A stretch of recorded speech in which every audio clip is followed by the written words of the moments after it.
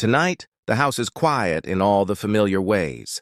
The warmth of the blanket, the soft hum of the night outside your window, the comfort of believing that the world beyond your walls has stopped for a while. You lie there, phone dimmed, eyes slowing with each blink, letting sleep unfold like a gentle tide pulling you under. You tell yourself nothing bad happens in ordinary homes like yours, not on nights like this, not when the hallway light glows softly, reminding you that the world is still there, steady and kind. But then, something breaks the silence. A sound, small, almost polite, a soft tap on the hallway floor. At first, you blame your imagination. Your mind loves turning shadows into shapes and shapes into threats. But this noise, it doesn't feel imagined. It feels like someone placing weight on the floorboards just beyond your door. Another tap. Slow, deliberate, a single step. You lift your head slightly from the pillow. Your heart still calm but curious, trying to understand. The house likes to creak when the temperature drops. Everyone knows that. Wood expands, joints settle. Nothing strange about that. But creaks don't walk. Tap, tap, tap. The footsteps move with a patient rhythm, like whoever is out there has nowhere else to be but near you. You hold your breath without realizing it, listening harder. The air seems to thicken, pressing against your ears. Everything else disappears, your breath, the blanket, the bed, until only the sound remains. Someone is in the hallway. You stare at your bedroom door. You know it's locked. You always lock it. Still, your pulse begins to quicken, your chest rising and falling a little too fast now. You try to call out, but the words stay trapped like they fear being heard. The footsteps pause, right outside your door. And then something worse than footsteps. A slow drag, a shoe, or maybe a bare foot shifting its weight like they are turning to face you. You feel watched through the wood. You want to get up. You want to grab your phone, call someone, do anything. But your body refuses to move because moving makes noise. And noise might invite attention. A breath whispers from under the door. You freeze. No creak, no tap, no drag. Just breathing, so close, so wrong. It's a low, steady pull of air. Someone is standing only inches away, separated from you by nothing more than a thin rectangle of painted wood. You squeeze your eyes shut, as if darkness behind your eyelids can hide you better than the dark around your room. Your heartbeat is too loud now. What if they hear it? The breathing deepens. A shadow begins sliding beneath the bottom gap of your door. A shape that shouldn't be there, human, still, watching. You want to scream, but what if screaming makes them push the door open? The doorknob trembles. Just once. A tiny rattle. A reminder. They know you're awake.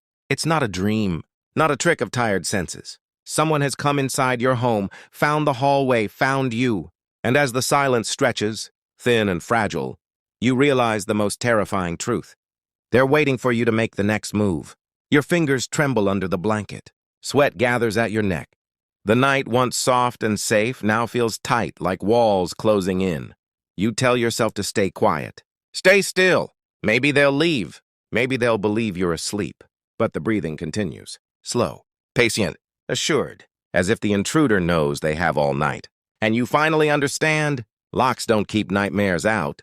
They only keep you inside with them. And so as the fear settles deeper into your bones, and the quiet grows, heavier than footsteps ever could, the night leans closer, waiting to see what you'll do next. Minutes pass, or maybe seconds. Time feels soft and stretched, as though the night itself is afraid to move forward.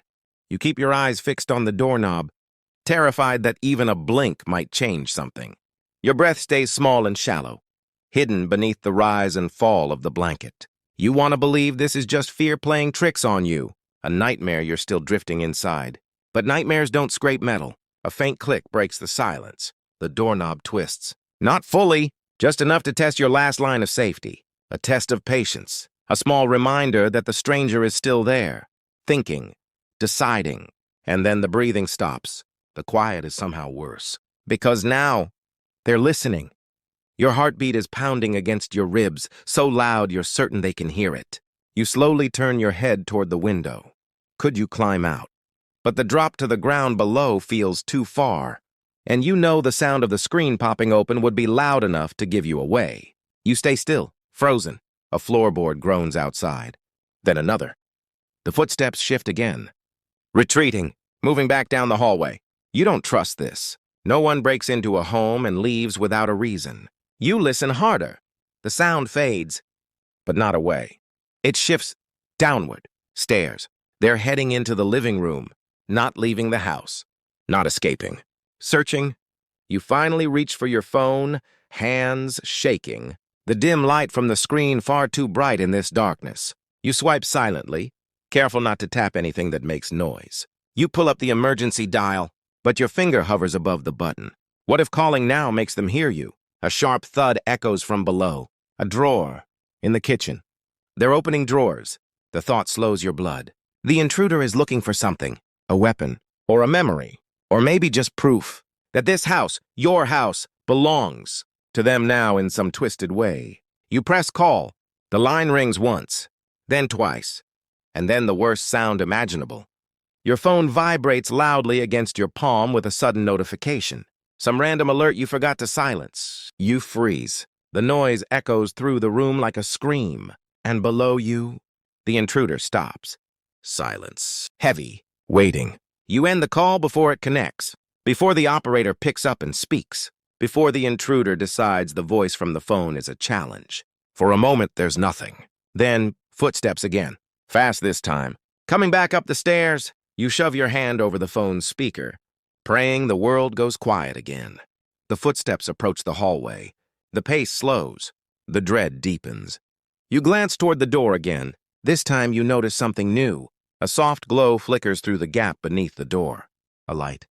Your hallway light is turning on and off, as if someone is learning the switches. Your throat tightens. The footsteps halt outside your room once more. Closer, bolder. A gentle tap on the door. Not a knock. A fingertip. Testing the wood. Tap, tap, tap.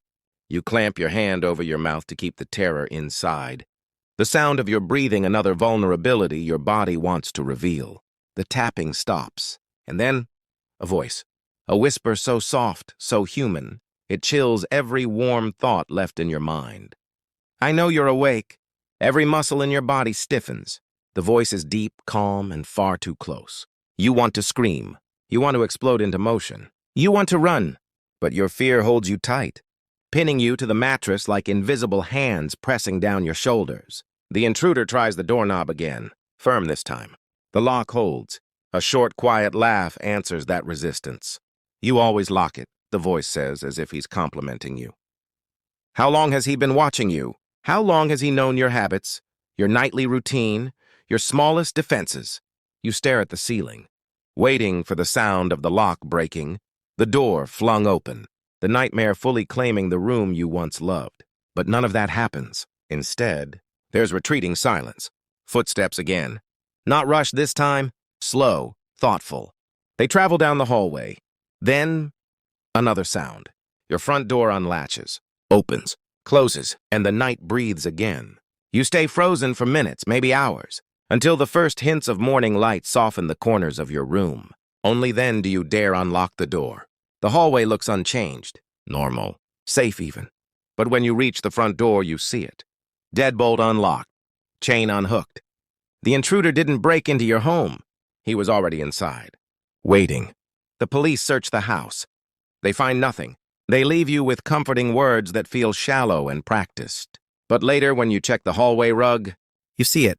A shoe print, large, clear, facing your room, and the fibers are pressed down fresh, as if he might come back, as if he never left, as if he intends to finish the moment he started, and midnight will come again. Some doors in a home hold no fear until the night they're found open. Tonight begins quietly again. You try to convince yourself that last night was a one-time nightmare, a trick of nerves and sleeplessness. You double-checked every lock. You left the hallway light on. You promised yourself morning made you braver, but courage fades with sunset. You sit in your living room, blanket wrapped around you as if fabric can shield you from memory. The silence feels deeper tonight, as though the house wants to listen to every thought you have. A soft hum of the refrigerator, the occasional whisper of the wind, the clock ticking like footsteps trapped in place. You tell yourself everything is fine. Then, a faint thump beneath your feet. You freeze. That sound didn't come from the walls. It came from below. Your basement. The door leading down is just a few steps away, old, Thick wood that always stays shut because you always keep it locked. The dark below never bothered you before. Not until dread found a home inside your chest. Another thump. Heavier this time. You stand slowly, the blanket slipping from your shoulders. The sound is too real to ignore. Too close. You walk toward the basement door, each step careful, as though the house itself has turned fragile. You reach for the doorknob. It turns. Easily. You know you locked it this morning. You remember hearing the click, testing the knob, telling yourself it would hold, that the world outside couldn't slip beneath the door frame. But now, it swings open with a soft cry from the hinges. A heavy, wet smell rises from the darkness. Concrete, cold earth, something metallic. And something else, something human. You call out softly, hoping no one answers. Silence presses back. The light switch trembles in your fingertips before you dare touch it. A dim yellow glow flickers to life, weak and nervous, barely cutting through the darkness below. The wooden steps lead down like a throat swallowing you whole. You shouldn't go down there. But basements are part of your home. A home you refuse to surrender to fear. You take the first step, then another. The wood groans under your weight. Halfway down, the air grows colder. Your breath curls white in the dim light. Then you see it. At the bottom, against the wall, a stack of empty food cans piled neatly beside a folded blanket. Your blanket. Your blood chills. Someone has been down here long enough to get comfortable. Your eyes scan the room, searching for movement, searching for someone retreating, into the corners where shadows thicken into shapes. Then you notice the marks on the wall. Scratches. Dozens. Maybe hundreds. Lines carved into concrete. Some short, some stretching longer, like counting days. A calendar of nights they spent just beneath you. You almost run, almost scream, almost flee back upstairs. But something holds you frozen. The grate above your head, the one built into the ceiling to allow airflow into the living room. The one positioned directly beneath your couch, directly beneath where you sleep sometimes, directly beneath where you'd been sitting all evening. You imagine it now. A pair of eyes staring up through that metal screen, watching you breathe, counting every moment you didn't move. A soft shift in the darkness. Your heart leaps. Someone is still here. You back up, reaching blindly for the stairs without taking your eyes off the corner. The light flickers. The shadows shimmer. Then you see them. Feet. Bam! Gray from dust. Stepping softly from around the furnace. A figure unfolds into the weak light. Tall, thin, hair hanging like damp ropes over sunken cheeks. His eyes shine too bright for darkness, hungry for a reaction. His voice is rough from silence. "I liked it better," he says, "when you didn't come down here." He moves toward you, slow, owning the room, owning the fear that chokes your throat shut. You reach the stairs and turn, climbing fast. The man lunges. The light dies. Darkness takes over, complete, suffocating.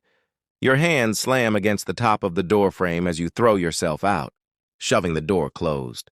You twist the lock with wild, trembling fingers. A hand hits the other side, flat against the wood. Once, twice, harder. And then, nothing. You stare at the door until your vision blurs, waiting for pounding, waiting for the knob to turn, waiting for any sign that he's still on the other side. But the silence returns like a cold tide. The house holds its breath. When police arrive, they sweep the basement with flashlights. No one is down there. No footprints. No movement. Nothing but your blanket and the cans left behind. They promise to keep watch. They promise you're safe. But as the officers leave, you notice one thing they didn't take. That lock is now scratched. Deep grooves carved around the keyhole. Marks from where he tried to come back up. Marks from where he might try again.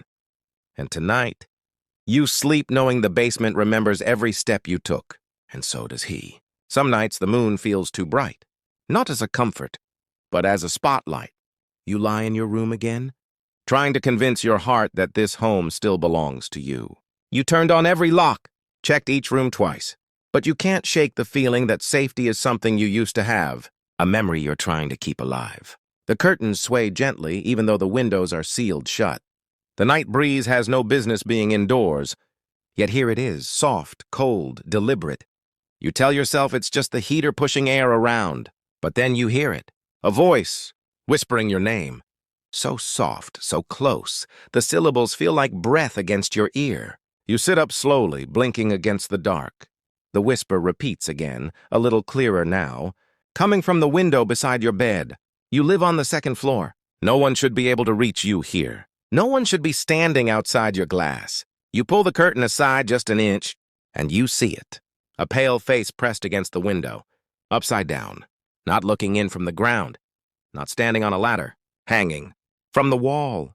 His eyes are wide, unblinking, hungry with a strange joy. His hair dangles downward, swaying like a pendulum in the cold night air. He smiles. You drop the curtain instantly, pressing yourself against the headboard as though distance can erase what you saw. You squeeze your hands over your ears, trying to silence the trembling inside your chest, but whispers slip through anyway. I see you. Your breath catches. Fear tightens around your lungs. The window latch jiggles, a soft rattle, testing you.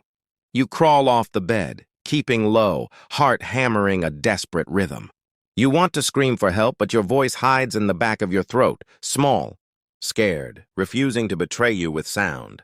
You crawl into the corner farthest from the window, clutching your phone like a lifeline.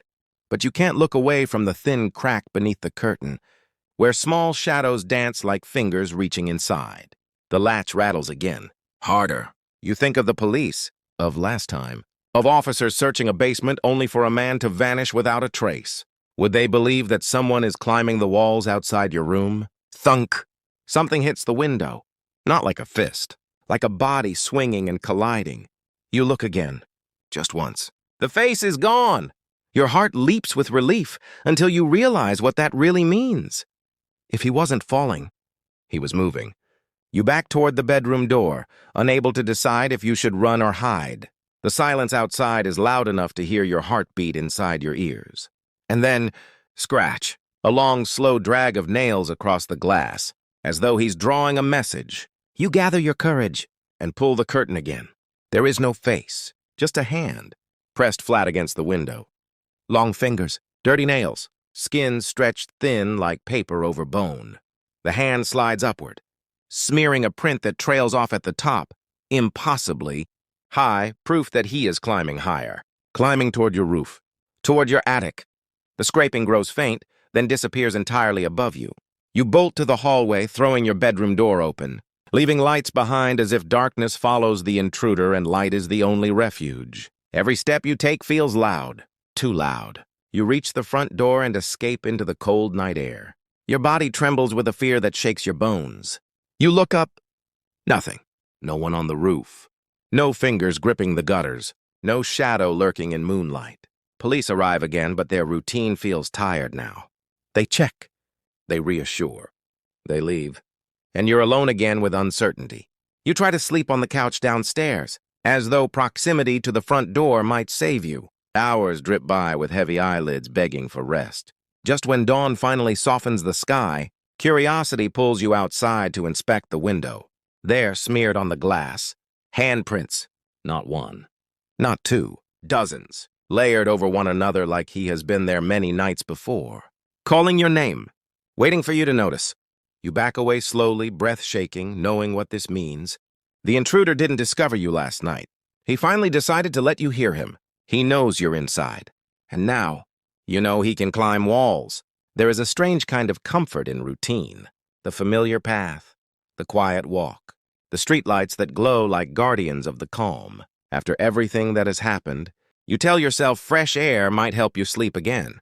So you go for a walk in the cold night, hoping movement will steady your heartbeat, hoping the world outside will feel normal again.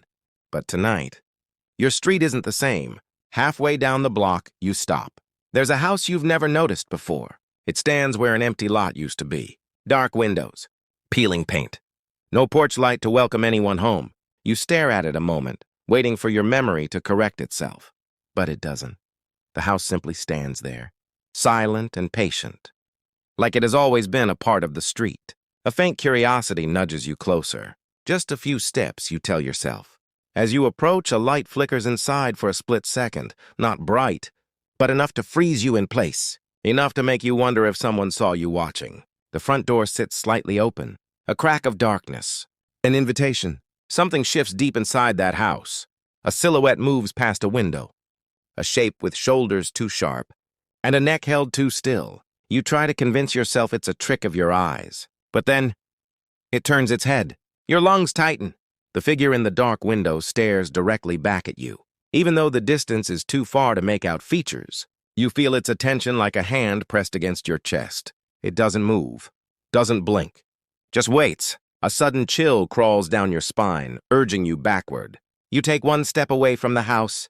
The front door opens wider. Not fully, just enough to say, "I see you." Your voice whispers inside your mind, "Go home. Go now." Don't let them know you're afraid. But fear has a scent, and something inside that house can smell it. Footsteps echo from within, slow as a heartbeat. You turn away and begin walking faster than before, fighting the urge to run. The world around you feels stretched, the street longer than you remember. Every instinct begs you to look back. But you don't. Not until you reach your driveway. You glance over your shoulder. The house is gone. The empty lot is back. Grass still untouched. No footprint in sight. No sign a home ever stood there. Your chest aches with confusion. Fear coils around your thoughts until nothing feels certain anymore. Later, you sit on your couch with trembling hands, replaying the walk over and over, trying to make sense of the impossible. Maybe trauma is scraping at your sanity. Maybe your eyes lied. Or maybe the house didn't vanish. Maybe it moved. The thought steals the warm air from your lungs. You try to sleep, clinging to the hope that daylight will prove you wrong. But morning brings a chill that refuses to fade. You step outside to fetch mail, trying to act like fear isn't ruling you. Then you see it. Down the street, 5 houses away this time. The same rotting wood, the same broken windows, the same open door. The house with no lights, watching you, waiting to get closer. You drop the mail and step back, heart pounding against your ribs. You don't know what the house wants. You don't know if someone or something lives inside. But you know one thing with a certainty that shakes your soul. That house is following you, and every night, it comes nearer. Morning light should make you feel safe, but it doesn't. Your home feels different now, not smaller, not darker, just watched, as if the walls know something you don't, as if the rooms are holding secrets and waiting for you to discover them too late. You keep telling yourself that fear can't own you, not during the day, not when sunlight fills every corner. But today, even light has shadows. You're in the kitchen, trying to remind yourself that breakfast still matters. You open a drawer to grab a fork, and something metallic clinks against it. A key. Small. Brass. Old. You freeze. You didn't put this here. You pick it up slowly, turning it in your fingers. The teeth are uneven, sharp at the edges, like it was filed by hand. It doesn't match any lock in your house. It doesn't belong in your life. You step into each room, trying the key on every door, every cabinet, every forgotten lock in the basement. Nothing responds. No turn, no click, no meaning. You try to calm yourself with logic. Maybe the police left it behind. Maybe a friend dropped it. Maybe fear is making you invent monsters again. But fear doesn't craft a key built for one purpose. Night arrives faster than you want it to. You toss the key onto the table near your bed before you sleep, telling yourself you'll deal with it tomorrow.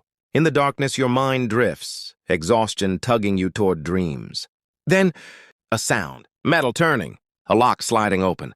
You sit straight up, breath caught halfway in your chest. The back door. It's unmistakable. You stare at your bedroom door, terrified to hear footsteps, but none come. No creak, no shift, only silence thick enough to crush your thoughts. You clutch your phone, fingers shaking as you tiptoe into the hallway. Every shadow stretches too long, suggesting movement that shouldn't be real. You reach the living room and freeze. The back door stands open, wide, leaning into the night. Cold air creeps inside like a warning. Someone is or was here. You rush forward and slam it shut, double locking it, testing it twice to make sure. You turn every light on, flooding the house with brightness, as if fear retreats from electricity. The brass key lies exactly where you left it, on your bedside table. You grab it, desperate to understand. Who unlocked that door, and how? Police sweep the house again, but find no intruder, no damage, no trace of how anyone entered. As they leave, one of them gently suggests stress, nightmares, imagination, words that make you feel both foolish and furious. You crawl into bed hours later, heart still unsettled. Morning arrives eventually, soft and quiet. You reach for your phone, and your hand brushes something cold. The brass key, only it isn't alone anymore. A second key lies beside it, this one darker, older, marked with a tiny inscription scratched into the metal. Next, your stomach sinks. Someone has been in your room while you slept. Close enough to leave a message on your nightstand. Close enough to watch the rise and fall of your breath. You clutch both keys in your palm, but it doesn't make you feel safe. It makes you realize something horrifying. These keys don't unlock your doors. They unlock theirs. And they're not done. Not yet. You hear a soft sound outside. Footsteps. Someone walking away. As if they plan to return. Once you collect the rest of the pieces, of whatever nightmare they are building for you, you close your fist tighter around the keys. Because now, the intruder doesn't just want entry. They want you prepared. Some nights, silence is a comfort. Others, silence is a void that whispers back. You've started keeping the TV on at night, a soft hum to drown your thoughts. But tonight, you're not alone. You're watching over your little niece, babysitting while your sister works the night shift. The house feels lighter, with a child's laughter still, echoing through the walls. Her room is upstairs. A nightlight glows like a tiny moon beside her crib. She sleeps peacefully and soft breaths like a lullaby. You keep a baby monitor near you on the couch, its screen glowing faintly. For a while, everything feels normal, until the monitor crackles. You lean closer, frowning. The static settles into a gentle hum.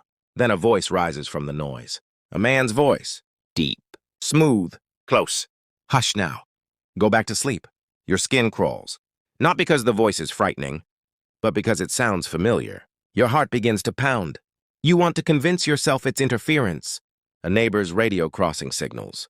But then another sound spills through the speaker, a soft wooden scrape. The crib. The camera feed flickers. Brief darkness. Then light again. You stand up, gripping the monitor so tightly your fingers ache. The camera shakes as though someone bumped it with purpose. Your niece stirs, a tiny whimper. Not fear, just discomfort. The voice returns, softer still. Don't wake up. Not yet. A shadow moves across the baby monitor screen, long leaning directly over the crib. He blocks the nightlight completely. You nearly drop the monitor. Every cell in your body demands one thing. Run, up now. Your legs move before you can think. Up the stairs, 2 steps at a time, holding your breath like it's the only thing keeping you alive. You reach her door and shove it open. The room is empty. Your niece sleeps quietly in her crib, tiny chest rising and falling with the innocence of untouched dreams. No intruder, no shadow. Nothing out of place except the baby monitor camera points upward now, toward the ceiling. You stare at it, your heart trying to escape your chest, and slowly tilt your head to follow its gaze. Nothing moves. Just silence. Just ceiling. You pick your niece up, holding her close, feeling her small safety warming your arms. You hurry downstairs with her, locking the door to her room behind you. The monitor rests on the coffee table, glowing softly. You turn the volume all the way down, but fear keeps you staring at the screen. Unable to look away, the camera flickers again. And then, he appears. The intruder. You see only his mouth first, too close to the lens, lips stretching into a smile that doesn't belong anywhere near a child. The smile widens. Teeth, breath fogging the camera. Then the voice returns through the monitor, even with the sound turned off. You locked the wrong door. You lunge forward and yank the monitor's plug from the wall. The screen dies. The voice finally stops. You dial the police with shaking hands, words stumbling, terrified, desperate for help. Officers arrive within minutes. They search every inch of the house. They assure you this time they believe you. But when they pull down the attic ladder to check, everyone goes still. A trail of dust-covered footprints lead from the attic hatch, directly to your niece's room, directly to her crib, directly to the camera. No footprints lead away. And when one officer climbs up into the darkness above, the baby monitor camera is waiting there, placed neatly on the dusty floor, facing the ladder, recording, as though someone wanted to watch, whoever dared to look for them. You clutch your niece tighter, promising silently that you won't let anything happen to her.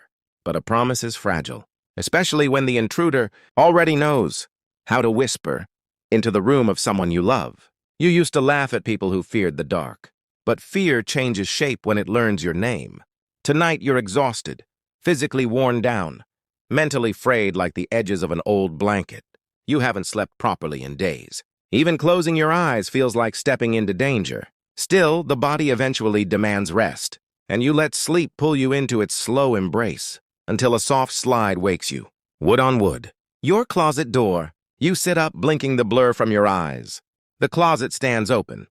Not wide, just a narrow, dark slit that feels like a mouth beginning to smile. You are sure you shut it. You always shut it now. You stare for a long moment, telling yourself you must have forgotten. That fear is making you rewrite the facts of your own actions. You rise from bed and push the door closed, pressing until the latch clicks. Safe. Normal. Done. You crawl back under the covers. Minutes pass. Your breathing slows. Then, slide. You freeze. A chill runs through your bones. The closet door is open again. This time wider. Your voice feels lost somewhere deep in your chest, refusing to climb out. You inch closer, trying not to make a sound. The darkness inside the closet feels thicker, as if it has weight, as if it has presence. You shut it again, firm, decisive. You whisper to yourself, it's just the house settling, just the hinges, just the wind. But the window is closed. There is no wind. You back away slowly, unable to turn your back on it. You crawl into bed again, but you can't look away from that door now. Seconds pass, maybe minutes. Then, thunk! The closet door swings open violently, hitting the inside wall. You scramble backward, covers tangled around your legs. Panic fills every inch of your lungs, pushing air out in sharp, trembling breaths. Something is inside the closet. You reach for your phone, but a single sound stops you cold. Breathing. Not your own. Low. Measured. Just beneath the clothes hanging in the dark. You want to scream, but fear clamps a hand around your throat. You step off the bed, knees shaking, and try to keep your voice steady, as if calm might make the intruder fade. I know you're in there. The breathing stops. Silence. Absolute. You grip the flashlight from your nightstand and shine it into the closet, forcing terror to face the light. Clothes sway slightly as if something slipped behind them. You extend your arm, hand shaking, moving each hanger aside, one by one. Shirt. Jacket. Empty space. Nothing. Until a tall figure rushes forward with a burst of motion so fast you scream. Tears free before you know the sound belongs to you. You stumble back, falling to the floor. The intruder barrels past you, silent, deliberate, and slips through your bedroom door before you can blink twice. You scramble up and rush to the hallway, flashlight beam trembling across the walls. But the intruder is gone, not down the stairs, not into another room. Gone. Police search the entire house again. Again, they find nothing. But before they leave, one officer kneels by the closet and pulls something out from the darkness. A chair, folded flat, hidden carefully behind your clothes. He looks at you, perplexed. Why keep a chair in here? Your voice breaks as you answer. I didn't. Which means someone else did. Someone who needed a seat. Someone who was waiting. Someone who spent nights inside your closet, quietly watching you sleep. You want this to end. You want your home back. You want the dark to be just dark again. But tonight, as you try to rest, you can't stop imagining him sitting there, feet inches from yours, breathing slowly, waiting for the door to slide open. Just one more time. Homes have memories. They remember every person who crosses the threshold. Every heartbeat, every breath. But what if someone else remembers your home better than you do? It starts small, so small you almost ignore it. An old photograph missing from the fridge. A spoon gone from the silverware drawer. The pen you always keep near the phone disappearing without a trace. You tell yourself you're misplacing things. Your mind cluttered from fear. Too many sleepless nights. Too many shadows pretending to move. But then the things that vanish feel more personal. Your favorite coffee mug. The one with the chipped handle that only you use. Your house key. Gone from the hook where you always hang it. A single sock, always the left one. Tricks of the mind, you tell yourself. Until one morning, you wake up to a void on your bedside table. Your phone is gone. Panic rises instantly, hot and unbearable. Your phone isn't just a device. It's contact, safety, the ability to call for help. And now it's missing, along with the faint sense that someone else held it in their hands while you slept. You tear through the house searching, couch cushions flung to the floor, blankets scattered, drawers slammed open. You check under the bed, inside the closet, behind furniture. Nothing. You want to call the police, but for that you'd need your phone. Exhaustion crashes against you like a wave. You sink onto the couch, burying your face in shaking hands.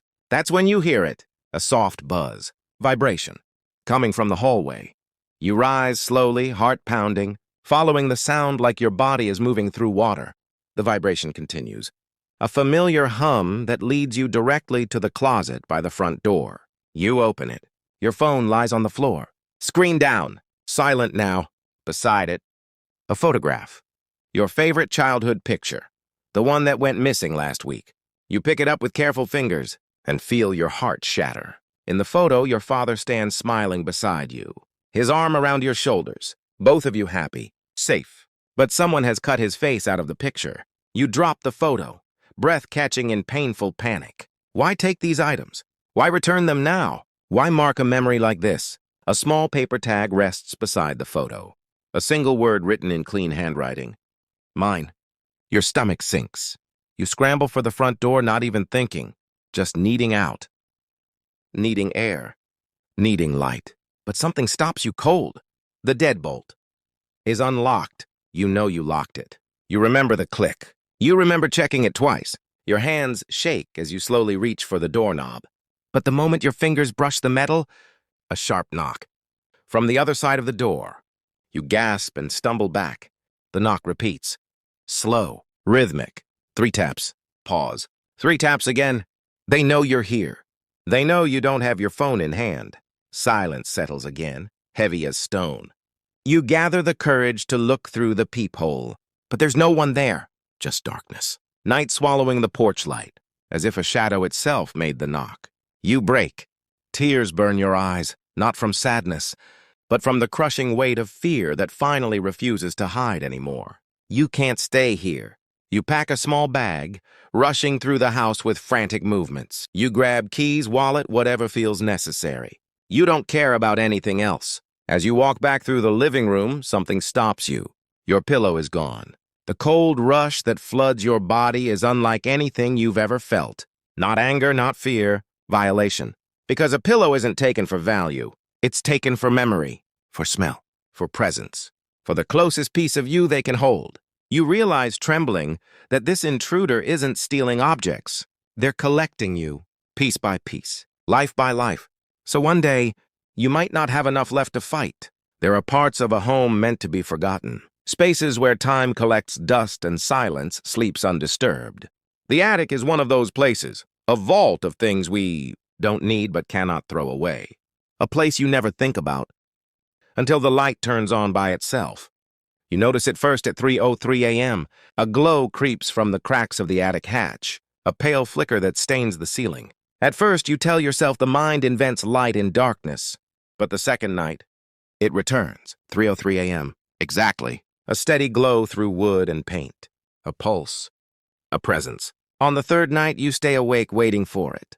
Not because you're brave, but because fear forces you to watch. At 3:03 a.m., right on time, the attic light flickers on. Silence follows, heavy and expectant. You stare up at the ceiling, unable to move. The light should not exist. The attic bulb burned out months ago. You remember unscrewing it and tossing it away. You remember telling yourself attics are for forgotten things. Yet someone replaced it. Someone who needs it to see. The ladder hangs flat against the ceiling, rope dangling just above your reach. Whatever waits up there is only one pull away from joining you in the dark. You call the police? Again, with shame mixed with terror. And they search every corner of the attic. Dust thick as ash. Old boxes. Nothing else. They assure you the switch was probably triggered by wiring. You want to believe them. But the officers didn't notice the footprints in the dust. Bare footprints wandering in circles around where you sleep.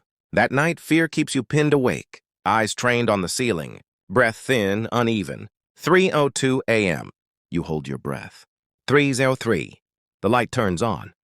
And this time, the rope ladder falls open. You cannot look away.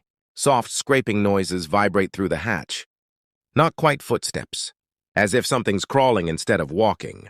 You stare at the thin wooden panel separating you from the intruder, heart shrinking with every tiny sound. The scraping stops. Silence. Then, a soft knock on the inside of the ceiling panel. Knock! Knock! Knock! You feel sick. The sound echoes above your bed, directly above your head. You slide silently off the mattress and crawl to the corner of the room, eyes locked upward.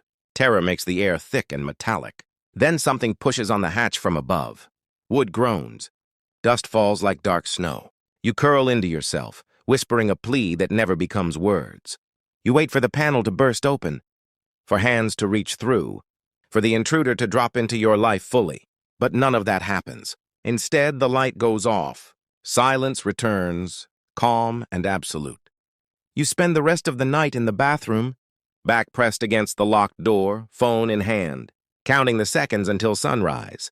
When morning comes, you climb the attic ladder with trembling resolve. You push through fear louder than common sense, because not knowing is worse. Up there, dust blankets everything again, as if nothing ever moved. But then you see it.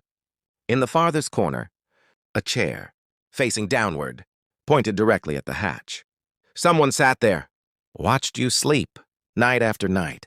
And beside the chair lies something that turns your blood to ice. Your attic light bulb, the broken one you threw away, placed gently on the floor. Someone replaced it, someone who needed light to watch you through the dark. You rush back down, sealing the hatch shut. You promise yourself you'll leave, soon, maybe tomorrow, maybe you'll never come back. But tonight will come again, and they already know the way down. Locking the door used to feel like the end of worry. Now it feels like the beginning. You've changed every password, every code, every lock. You've installed an alarm, system with sensors and cameras and the promise of protection. You even told yourself that leaving home would fix everything. But you can't run from something that follows invisible paths, something that doesn't just enter your house. It enters your life. Tonight, the alarm sits armed and waiting, red LED blinking like a heartbeat. Your heartbeat! You triple-check every door and window, forcing calm into your shaking hands. You crawl into bed, praying exhaustion will smother fear. For a moment, just a moment, sleep begins to take you. Then the alarm beeps, once, twice, like a warning cough in the dark. Beep! Beep! Beep. The system disarms. You sit up sharply as fear knifes up your spine. You grab your phone, but your fingers struggle to find the emergency icon. The alarm speaks in its calm, robotic voice. Front door, disarmed. Your breath freezes. No one touched the keypad. No one said the voice command. Unless someone already knows your code. A soft knock follows. Not on wood, on glass. The living room window. You creep forward, careful not to let your feet betray your fear. Every step is a negotiation with the darkness. Another knock. Harder this time. You whisper into the phone, voice trembling as you call the police again, almost embarrassed by how many times you've needed them. The dispatcher stays on the line, asking questions you barely hear. The knock stops. You turn the corner into the living room, and your heart shatters. A man stands at the window, not masked, not hiding, just standing there, smiling. He raises his hand, and in his palm, your spare house key, the one you lost last month. He taps it against the glass slowly, a rhythm that feels like a countdown.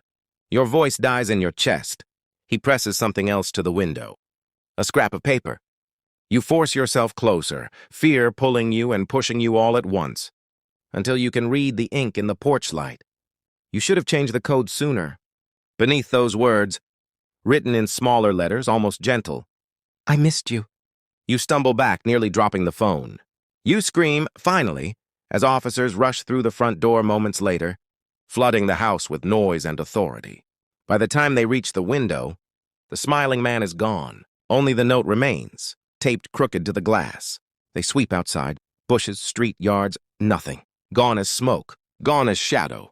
One officer, tired eyes soft with sympathy, tells you, these types sometimes fixate. We'll put patrols on your block. We'll find him, but you know better. This isn't fixation. This is intimacy. He knows your codes, your layout, your routines, your silence, your sleep. This is his home too now. He has taken it piece by piece. Later that night, as the police finally leave, you sit curled on the couch, blinds shut tight. The house feels like a stranger wearing a familiar skin. Your phone buzzes. A new text. Unknown number. You already know it's him. It reads, lock your doors before watching. You drop the phone. You look toward every window. You feel the house breathe. Because now you understand the truth better than ever. Intruders don't just break into homes. They break into nights, into safety, into the quiet places you never thought fear could reach. And when they want you, locks become decoration, walls become decoration, sleep becomes surrender. You listen for footsteps, praying not to hear them. You stare at the door, praying it stays shut. Eventually, your body slumps with exhaustion. Your eyes grow heavy. Your mind begins to drift. And from somewhere outside, gentle and familiar, a whisper. Good night.